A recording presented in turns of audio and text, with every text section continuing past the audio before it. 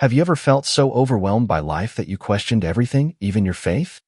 Imagine Jesus, the Son of God, kneeling in the Garden of Gethsemane, sweating blood, begging for another way. Was this just submission, or was there something deeper? What if this moment reveals a struggle we've all faced, but rarely talk about? 1. The night that changed everything. Most people picture Jesus as calm, composed, always in control. But Gethsemane shatters that image. Here, we see raw humanity, anguish so deep it physically manifests. My soul is overwhelmed to the point of death, he says. This is not a rehearsed prayer. It's the cry of someone staring into an abyss. Have you ever felt that weight? Like the world is crushing you, and even heaven seems silent? The olive trees in Gethsemane were ancient, their gnarled roots digging deep into the earth, just like Jesus' anguish dug into his soul. This was not just nerves before a big moment. The Greek word used for his agony, agonia, means a struggle so intense it feels like combat. Soldiers used it to describe the terror before battle. Jesus was not just preparing to die. He was staring down the full weight of humanity's sin, the betrayal, the violence, the shame, all about to crush him. And in that moment, he did not hide his fear.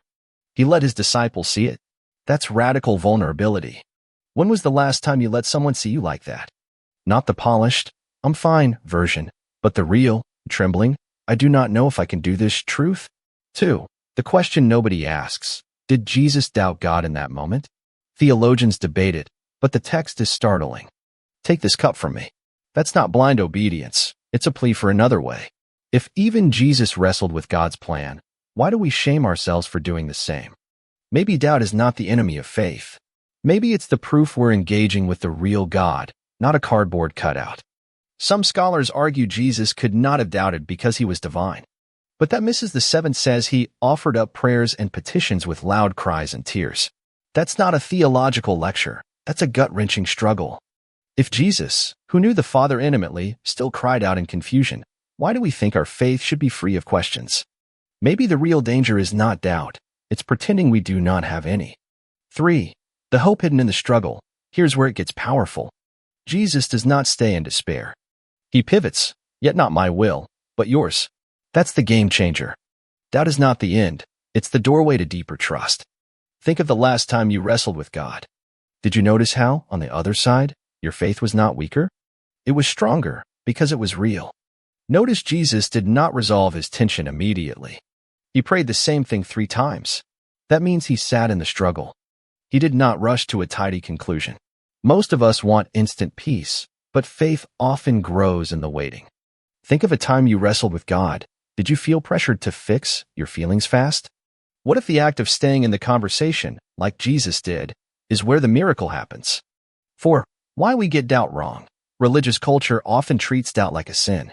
But look at David's Psalms, full of anger, questions, and raw honesty. God did not reject him. He called him a man after his own heart. What if God is not threatened by your questions? What if he's waiting for you to bring them to him, like Jesus did? The Psalms are full of moments where David yells at God, "Why have you forsaken me?" Sound familiar? Jesus quoted that on the cross. Yet God called David a man after my own heart. That tells us something shocking. God values raw honesty over pretty prayers. When's the last time you truly vented to God? Not the polite, "bless my family" prayers, but the messy, "I'm furious at you" cries. That's the kind of prayer that changes things. 5. The lie that keeps you stuck. Somewhere along the way, we bought the idea that faith means never wavering. But that's not biblical, it's robotic. Even Abraham, the father of faith, laughed at God's promise. Yet God used him anyway. Your doubts do not disqualify you. They're the very thing God uses to draw you closer. Faith is not the absence of doubt, it's the choice to trust despite it.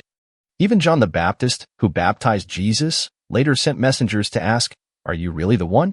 If the greatest prophet had questions, why do we shame ourselves for ours? Your doubts do not make you a bad Christian. They make you a real one.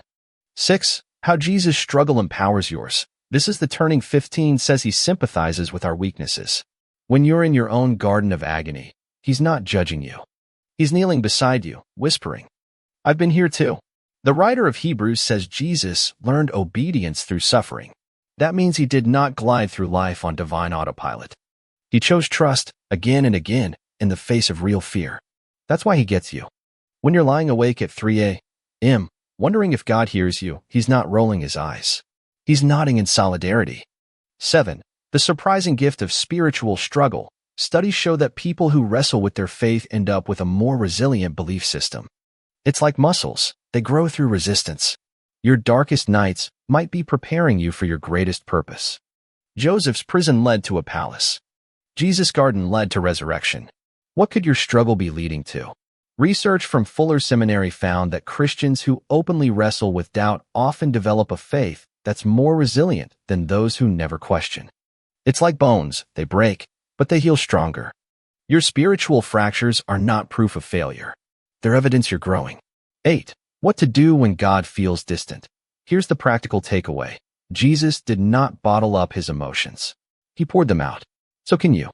Prayer is not about polished words. It's about honest ones. Try this. Write your rawest thoughts to God, then burn the paper. Watch how lightness follows. Try this. Next time you pray, set a timer for 5 minutes and say everything you're angry, scared, or confused about. No filters. Then sit in silence. You might not get answers, but you'll likely feel something shift, the relief of being fully known. That's what Jesus experienced in Gethsemane. And it's what he offers you. 9. The other side of the garden. Gethsemane was not the end.